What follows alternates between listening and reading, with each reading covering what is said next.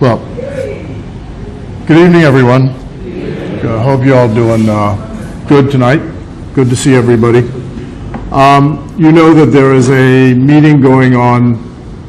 The Southwest region is having a meeting tonight where the leader of the party is speaking.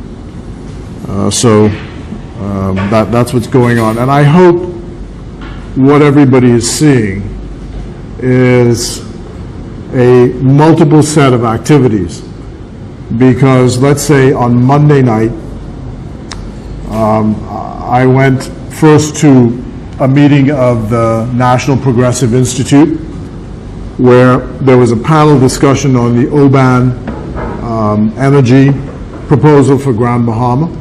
They had 4 panelists there, well, 3 panelists, Wayne Monroe and Obi Wilshcombe, Samantha Roll, who's the president, and Arecia Hepburn, and they talked about that. And then I left there and went to speak to, well, I didn't go with the intention of speaking, but as you see from the newspaper, I ended up speaking anyway. The Marathon branch had a discussion about the statistical outturn of the last election. And as usual, the headline that many of you would have seen in the newspaper doesn't reflect what I said, but as I said to Jerome Fitzgerald this morning, it's a distinction without a difference, and it's not worth making the argument about it. But the only point of the intervention was that the argument is being made by the Free National Movement that we were out of touch with what was going on in the country. And I always said to people that in a country this small, I would go as far as to say it is impossible for such a tectonic shift in public opinion to have taken place and the people who are running the government not know that that had taken place. I would argue that that's almost impossible. So it's just another leg of propaganda in which the FNM was engaged to say that the PLP was so out of touch that its leaders did not know that the country had shifted so significantly that it would impact the outturn of the election. That was ridiculous. It was not possible. And in any event, we had the statistical data which showed us, if you actually read the remarks, which showed us in year 3 what the trending was toward the next election. So that was the point of the intervention. I think it's useful to understand what we have to do going forward, because that's really what is important now, is what are we going to do going forward. And we find ourselves at a critical juncture with a government that simply does not know what it's doing, stumbling around in the dark. But as we see even in our northern neighbor, even as they're stumbling around in the dark, government, the business of government is still going on.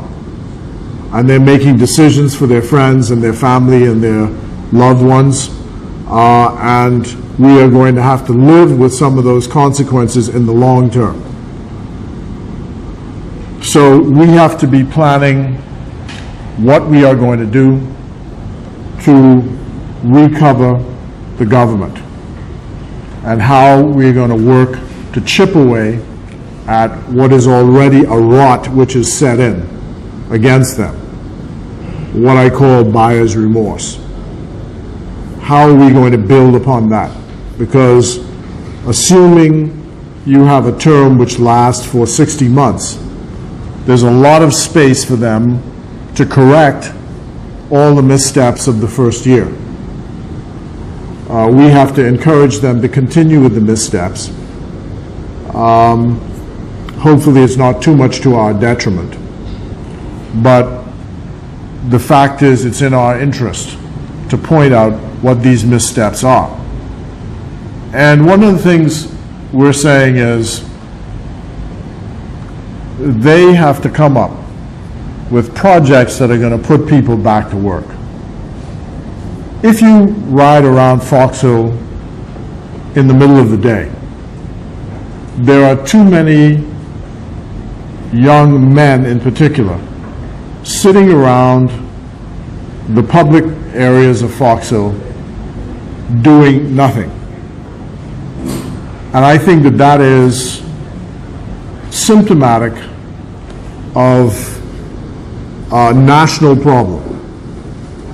Too many people either underemployed or unemployed. And the statistics don't accurately reflect what is happening. So I said the last time I spoke in the Senate, when the Minister for Grand Bahama started to quote statistical data back to me which showed that all things are going well, I quoted that phrase, well-known phrase, which says, you know, there are lies, damn lies, and statistics. So you can get statistics to support anything you want. The problem is what is actually happening in people's homes. And from an anecdotal point of view, that is from just the stories that people tell, there is still the story of people who don't have food to eat. That's the one that always comes home to me. Everywhere you go, people are asking you to buy food to eat. So that's the stark reality of what is happening around in too many homes. So last night I spoke at the Mount Moriah branch, and I'd like to extend that theme tonight. But first I want to encourage you to come out to the branch elections next month. The date is usually going to be the third Wednesday in the month, so let's hope we can do that. We also attended the funeral of Rosalie Cox, who is Mr. Eric Cox, one of our members, and I'm glad to see that he's now back to work and back up on his feet. Celebrated last Sunday the 175th anniversary of Mount Carey Baptist Church, which is the oldest of the Baptist churches here in the village. And this Sunday, the pastor of Macedonia will be celebrating his pastoral anniversary, so I'm likely to attend that on Sunday morning, assuming Bahamas Air gets me back from the regatta on time. They say the flight is going to leave at 8:15, so it should be. It's only half an hour away. And then you'd be pleased to know that the lights are back on at the Fox Hill Community Center. And I'll tell you how the lights are back on. They're not back on because the Member of Parliament did what she was supposed to do to turn the lights back on. She arranged a loan for them so they have to pay back this loan. And they had some monies which they'd collected from the various fees from the use of the center, and together they were able to make a partial payment to BEC, and BEC turned on the lights. So they still have to discharge the bill, and they have to repay the loan. And I said to people, you know, first of all, it's inconceivable that were the PLP in office, that the power would be turned off in the first place. But secondly, each member of parliament has, and these folk have changed the rules because the rules were more strict when the PLP was in office. They've changed the rules so that every quarter the member of parliament gets a $25,000 cash payment from the government to do what she wishes within the constituency. So that $9,000 bill, one check could have been written and just discharged the bill. And when I was in Mount Carey on Sunday, I found it very interesting that one of the things she mentioned in the speech she was giving is how she sits on the board of the Fox Hill Community Center. And I said, my. How times change. The Fox Hill Community Center. And I wanted to raise my hand and said, what's that? But that's how we are. So anyway, the lights are back on, and you know, hopefully there's progress going forward. Okay, What I was talking about at Mount Moriah last night was the story which has been told that we in the Progressive Liberal Party did nothing in the 5 years that we were in office. And I said this in the context of an assertion that was made by a number of people in the previous days, and when I showed up on one of these talk shows, that the public relations of the PLP was bad. And that's something that you hear all about. PR was bad, and that's why we lost. Well, I want to be a bit facetious and say tonight, the PLP didn't lose because of bad public relations. PLP lost because more people voted for the F&M than voted for the PLP. That's why the PLP lost. Because if it were public relations that were really responsible for a victory, and by public relations you mean trying to get information out, we can go back by chapter and verse and show what attempts were made to get information out. I made two points. One is, you don't have a neutral media platform. You don't have a situation where you issue a press release and these honest brokers who run the press in the Bahamas say, oh, that's a PLP press release. Since the F&M has issued a press release, or hasn't issued a press release, let's call the F&M and see what the response is. Or, if the F&M does a press release, let's call the PLP and see what they have to say. Or, let's publish it, because this is the majority party, and let's get the views of the minority party. If that's what happened, that would be fine. But the evidence shows that that's not what happened at all. Either it was suppressed, and we have the evidence it was suppressed. The Nassau Guardian wrote an editorial last week. At the same time that people were saying the public relations, on the one hand, public relations efforts by the PLP were bad, the Nassau Guardian writes an editorial last week. The editorial says the PLP is issuing too many press releases. Every day there are 2 and 3 press releases, and all they're interested in is grabbing headlines. So you're damned if you do, damned if you don't. So the first point is, it's not a neutral platform. You don't have a media which simply says, we will treat the PLP in a balanced fashion. So that is an issue there. And if you had that platform, then you could argue that the public relations, in fact, was not as could not have been as effective as it should have been. So the other thing is that when you actually look at the facts of what happened, what did the PLP do in those 5 years?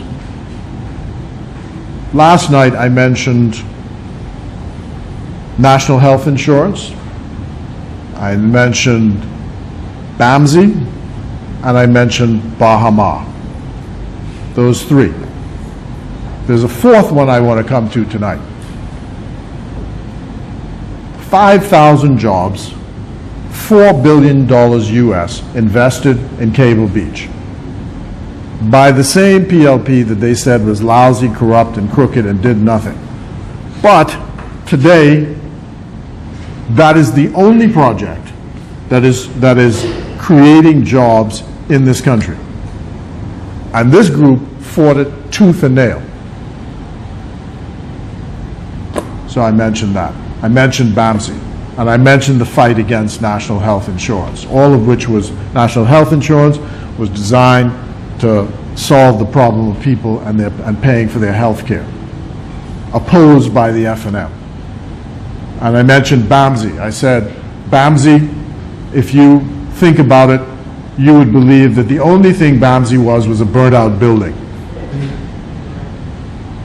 And after I gave the statement last night and the voice note went out, one of our supporters in Andros sent me a note and said, and yes, even though they're bad-mouthing BAMSI, they're filling BAMSI with all their people now in Andros. So they're firing the PLPs and making sure the F&Ms are getting jobs at BAMSI. So it wasn't that bad. But in the last week, to turn to the fourth point, in the last week, or 2 weeks, or maybe even 3, there's a very interesting presentation made by the Island Luck Group and something which I think is called the OWN Foundation. They brought a motivational speaker here named Les Brown, who I know and have met and talked to from time to time. He has Bahamian roots.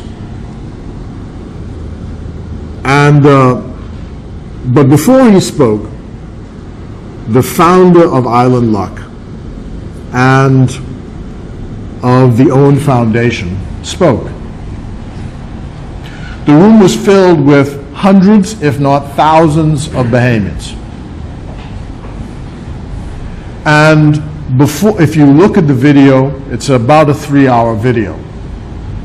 You will find testimonies from people who thanked the foundation for the various grants which they had been given to get startups to go into business.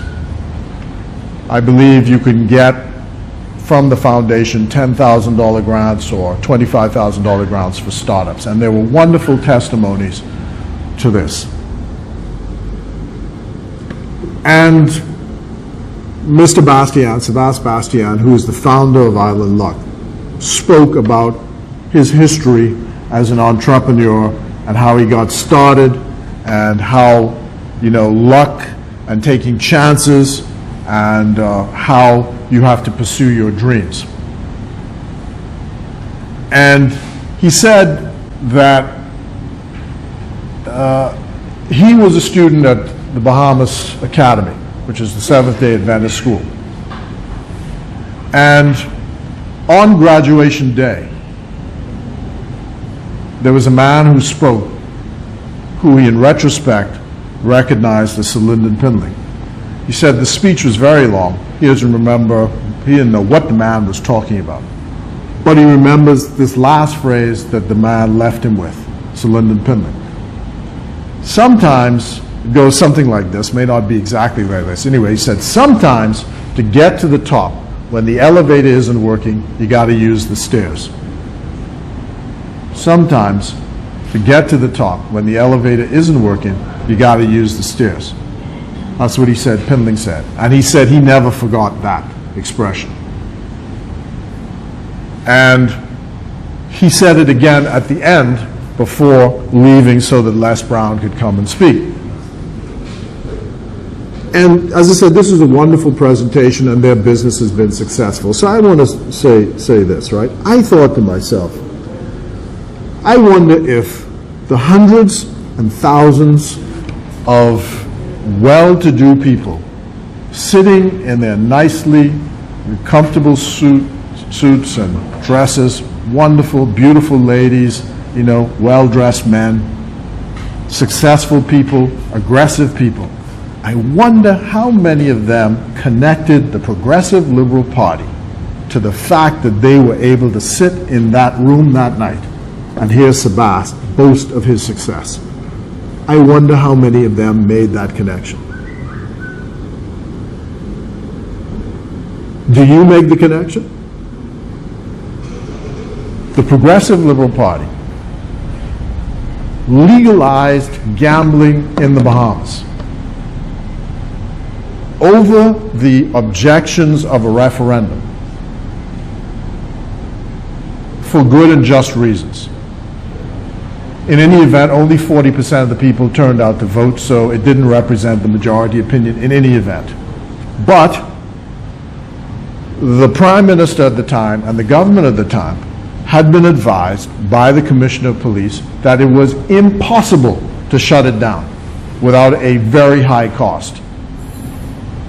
And secondly, the central bank advised that because there was so much money in circulation in what they call the informal economy, that is, it was not within the structure that could be hit by the tax man, that you were in fact losing tremendous amounts of revenue if you did not bring this into the formal sector.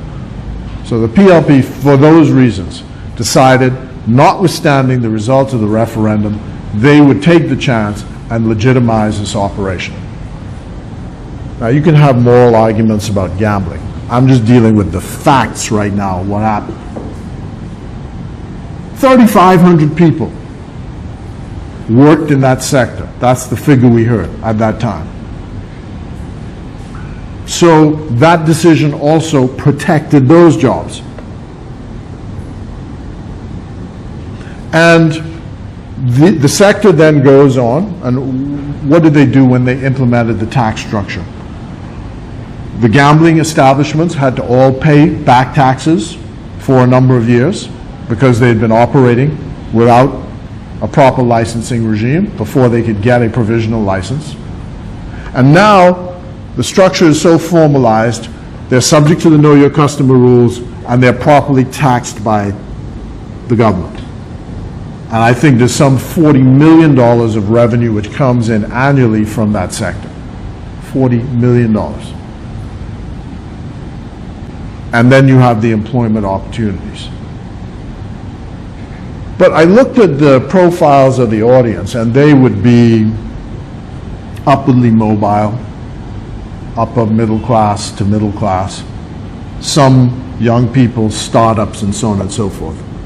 And I'll bet if you went to F&M rallies during the campaign, you would probably have found that type of individual there saying how lousy the PLP was, what a bad job we were doing running the economy.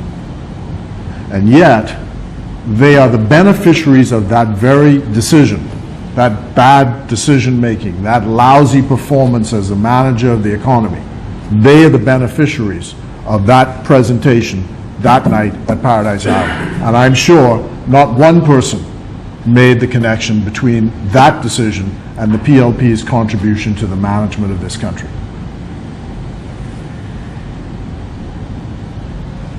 And that's what we face. A double standard about the PLP everywhere. One rule for them, another rule for us.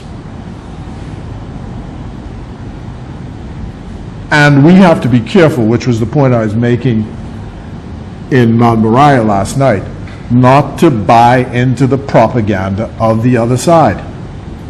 You know, the most expert propaganda of the other side is when they get you to repeat their propaganda. Because once they do that, they got you.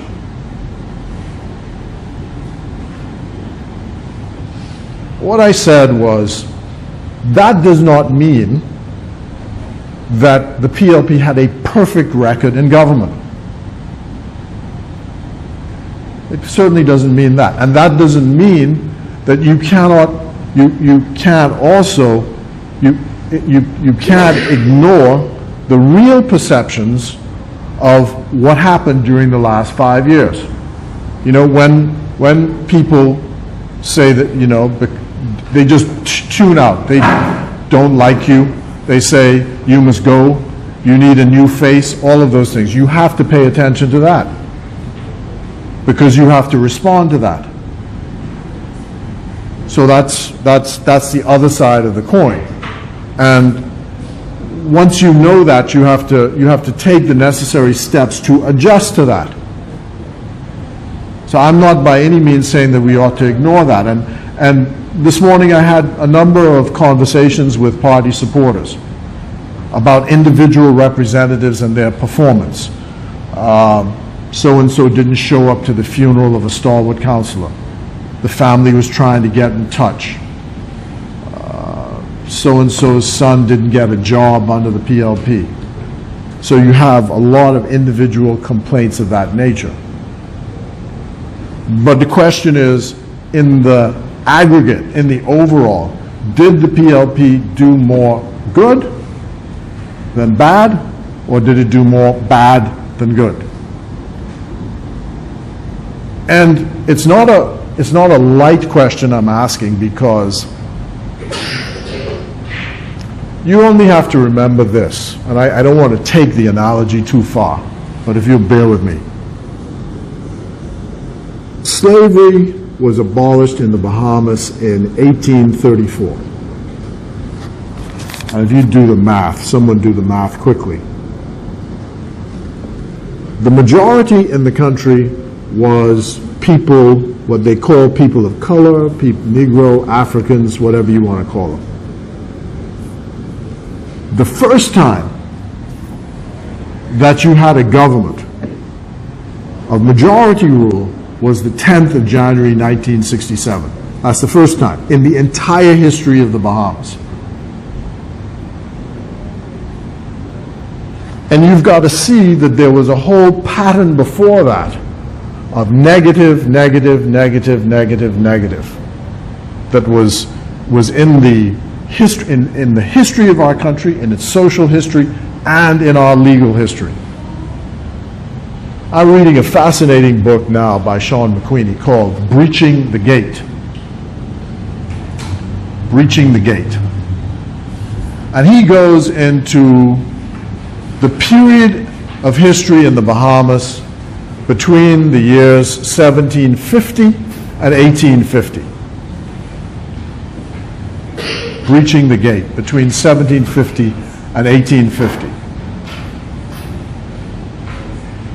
Now, one of the stories that they tell about the history of the Bahamas is this. If you go to a Bahamian school and they teach you the history of the Bahamas, they tell you this. The Bahamas was settled by the English after the Spanish wiped out the Aboriginal population, the Arawaks. The English came here, settled the country, and they brought with them some slaves. Up until that time, the Europeans outnumbered the Africans in the country until the American Revolution, and when the American Revolution took place, they brought their slaves here, and then the slaves outnumbered the Europeans for the first time in the history of the country. But that's not the end of the story. The real story, and that's the construct they would have you believe, that that's the way we are set up. We're set up as inheritors of the loyalists and their slaves. But the real story of migration to the Bahamas happens after the Haitian Revolution in 1790. When the people who ran this country hit the panic button because they thought that people who were running from Haiti were going to come to the Bahamas and overthrow the government in the Bahamas. So the Parliament of the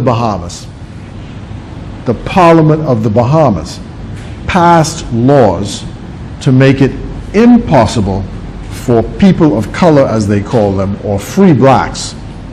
You know, we talk about Fox Hill being a free black village, not to be able to participate in the civic life of the Bahamas. So even though you were a slave who was free or a free African, you couldn't participate fully in the civic life of the country.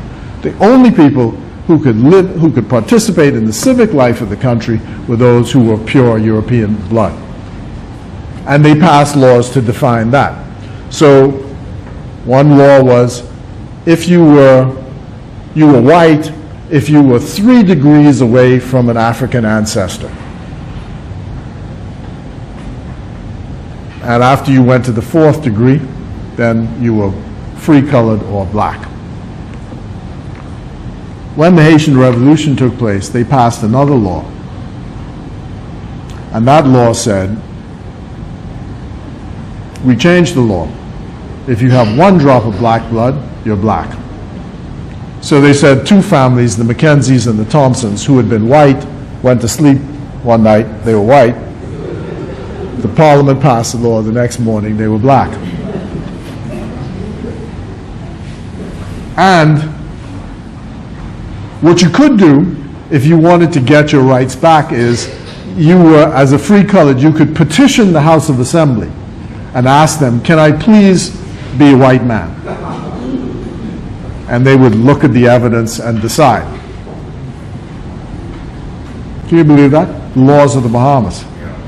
Laws of the Bahamas. And it was important for all sorts of reasons. There was a very famous case. A man named Davis, who was a white man, was charged with an offense. And one of the witnesses in the trial was phenotypically white.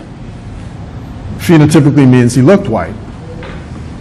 But he was challenged as a witness because the law said that if you were not white, you could not testify against a white person.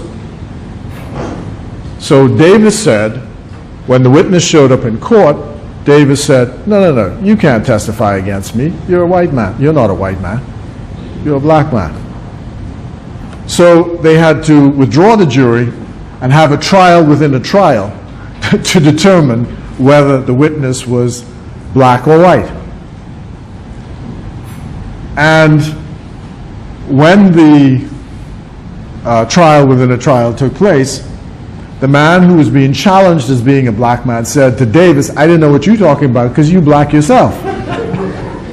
And so they had to bring in witnesses to testify how he had always been treated as a white man, he had always gone to the clubs, he could always do this, and they ultimately determined that he was in fact a white man, and the witness was a black man, so the black man was disqualified as a witness, and he was found not guilty because there was no testimony against him. That was our country. Laws in our country. Even after those, the other interesting one was the legislature was controlled by Anglicans. And as you know, the British brought the Anglican Church here. And the government decided that the Methodists and the Baptists were causing trouble. Baptist preachers and Methodist preachers were causing trouble. They were going into the black population and preaching the gospel of redemption and freedom and all men are equal. And this was causing too much trouble. So, the legislature of the Bahamas passed a law saying that in future, in order for Methodists and Baptists to preach, they had to get a license from the government. And the license came with an oath that you had to take. And the oath said you had to swear on the Bible if you were a Baptist or a Methodist preacher in order to get this license. The oath said that you would swear not to spread this gospel of freedom and redemption among the black people. Otherwise, you couldn't get the license. And if that were not enough, they then said, because apparently most of the preaching that the Methodists used to do amongst the black population was at night or before sunrise and after sunset. So they passed a law which said that Methodist and Baptist preachers could not preach after sunset or before sunrise. So one of the social commentators of the day said, the irony of the situation was that you could cavort, dance in the streets, drink liquor all night after 6 and before 6, but you couldn't preach the gospel of the Lord at that time because your license prohibited you from doing so. Now, the Methodists ultimately got their revenge because they became the majority in the House of Assembly in the 1860s or thereabouts and decided that they would no longer subsidize Anglican priests, and they passed an act, what they call disestablishing the Anglican Church, because all Anglican priests used to be paid by the government. So in 1867 or thereabouts, they passed an act when the Methodists got control of the legislature to strip away the pay of Anglican priests. And that ended that. But what's the reason I go through all of that? That may seem far away, but in the social history of our country, it's always been those who are connected with representing people of color in our country are always associated with negative. We are thieves, we corrupt, we drunk, we incompetent, we don't know what we're doing. And you see that line right into today. We're always fighting a negative. We have to prove that we're better than the other side. So there's always a double standard applied to us. Today, you know, Candia Dames in her editorial writing in The Guardian says that she's trying to choose who's going to, says, you know, Jerome Fitzgerald and myself and Obie Wilshcombe shouldn't be rearing our heads. We're plotting our return from the grave, she says. And we shouldn't be rearing our heads. Well, first of all, none of us have announced that we're running for anything. That's the first thing. Secondly, all of us have agreed to be responsible for trying to keep the party together until the PLP makes a decision about what it's going to do in each constituency. We made that pledge, and we're doing it. So Candia Dames in The Guardian can't tell us what to do. And lastly, about this double standard. Brent Simonet, they talking about Jerome and all this stuff, they talking about Jerome. Brent Simonet was fired as the chairman of the Airport Authority for self-dealing, which means giving a contract to yourself. He did that. But they're not saying that today Brent Simonet is a minister of the government and one of the more powerful ministers as well. But they're not applying the standard they applied to Jerome to him. That's fine. That's perfect. No problem there. So that's all I'm saying by carrying you through this story of where we are in so many things. Yes, we have to admit that there were many things which we could have done. Many things. But in 5 years, there was a lot of heavy lifting that was done by the Progressive Liberal Party to make this party successful and work which we should be proud of.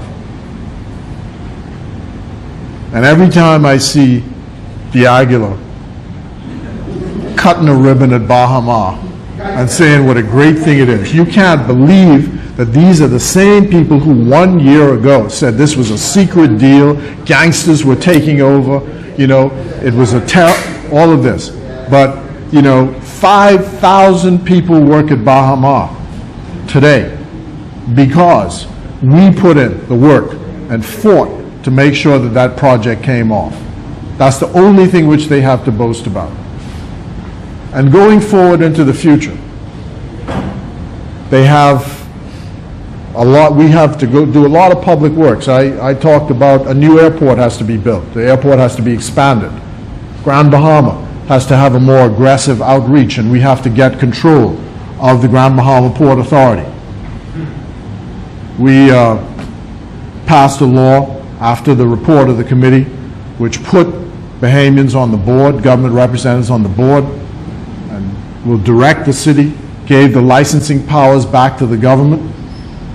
This group has a bill on the agenda paper, on the order paper of the House to scrap that, to give the Port Authority back all of the powers, and to put in place a foreign investment board who, to the exclusion of the cabinet, will have the sole responsibility for making decisions about investments in Freeport. Could you believe that? 1969, Pindling said, bend or break. The social order must bend or break. And now we're going back to that. Remember, there was a time when the Grand Bahama Port Authority controlled immigration in Freeport. The PLP changed that. Now we're going back to that.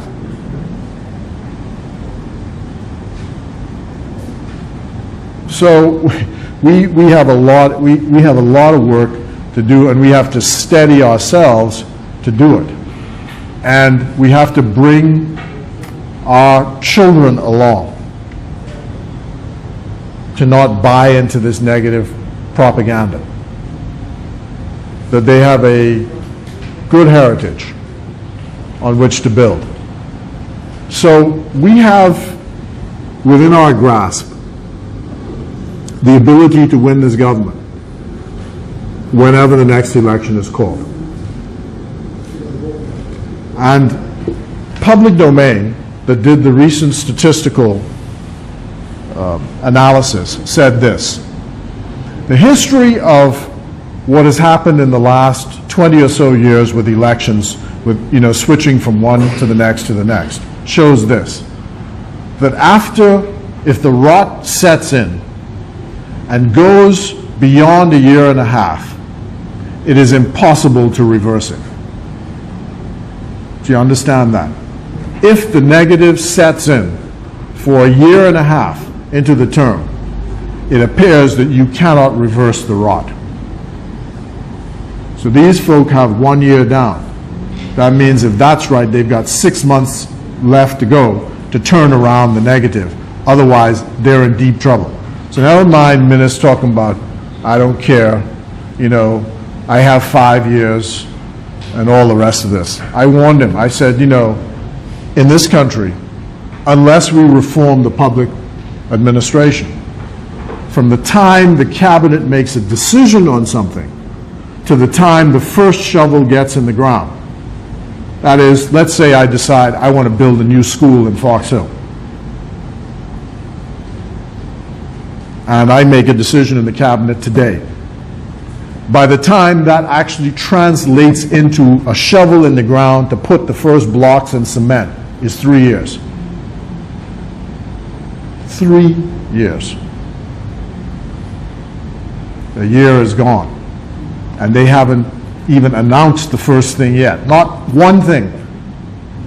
Not one thing. And one of the lines from this movie I like is, they say that we're so small we can't stop them. All right? But I don't have to stop you. I only have to delay you. I don't have to stop you. I only have to delay you. And I mention that because Jeff Lloyd is the Minister of Education. He was in the newspaper yesterday. He needs to go back being a talk show host, because he can describe problems so wonderfully. You can't believe this, the Minister of Education describing problems. I thought his job was to fix the problem, but no, he's having a great time describing the problem. And he says that I told a lie when I said that there's a private sector individual who today will build a new administration building for Sandlands Primary School and will retrofit the existing administration building and make it a preschool. So 40 students can be in that preschool. Right now, the catchment area of the eastern part of New Providence has one preschool. That's Thelma Gibson. Can only take 40 students. 40 students. And if you miss there, you got to go to Sadie Curtis. That's the nearest one. So this place needs a preschool. And particularly since you have 1/3 of the students coming in here are the children of immigrants who don't have the proper social skills and language skills, so that the teachers in the first grade here are spending the first 3 months of those kids being in school trying to teach them basic English and trying to teach them basic instructions like how to go to the bathroom, how to sit, how to stand. So it's keeping back the rest of the class. And that's the reason why you have a preschool. Preschool is there so that when you get into grade 1, you know your ABCs, you know 1, 2, 3, 4, you know colors, you have the social skills. So if the teacher gives you an instruction, you know how to respond to it, how to say good morning, how to say good evening, how to say sit, when someone says sit down, how to stand up. That's what none of that you have to do in grade 1 if you go to preschool. You know what the statistics tell us?